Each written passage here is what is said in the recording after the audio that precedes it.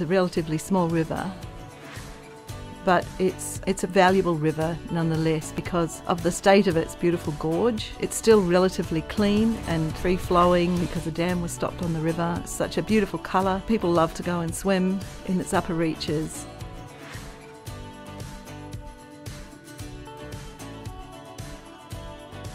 This is my home area, and I have memories of going there as picnics with family to the bottom of the gorge and having some wonderful times. I don't remember catching fish, but there were definitely fish in the river, quite plentiful, and even as a teenager going there quite a lot to have fun. Yeah, it was great. We need to work hard to have the gorge protected so that there's not more intensive farming there or more clearing or forestry, because that would disturb the catchment of the upper river.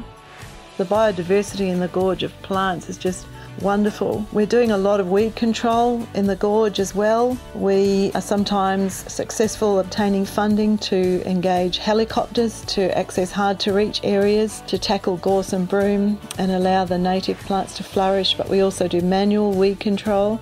There's so much amazing wildlife lives on the Orari. There are critically endangered birds that come and nest here in the spring and summer, just on the gravel of islands in between the braids of water that flow. So we need to keep enough water flowing around them to protect them. We monitor and observe the colonies and watch the chicks progress and making it to fledging, and we trap predators around the colonies to protect them and give them more of a chance, but they are endangered by so many things, not just predators but also human impact of vehicles and dogs on the river during the spring and summer when they're nesting. We're also trapping predators all year round in the Orari Gorge to protect the biodiversity up there, the birds, rare lizards.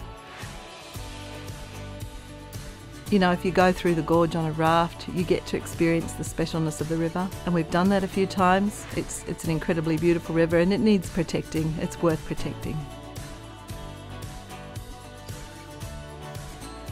Most of the rivers in Canterbury are unswimmable during hot months in summer when people want to go to the river because of high nitrate levels in the river or for medium toxic algae. And unfortunately the lower reaches of the Orari are impacted by that, but the upper reaches are still relatively clean and accessible and swimmable, and people can still enjoy the river. The Orari, we actually just recently were wondering what on earth does that mean in Māori, and so we looked it up and found it means provisions of fish, which is quite appropriate really, because I think earlier on it was a very valuable fishing resource, and yeah, even recently we've seen wonderful trout, etc. in the Orari.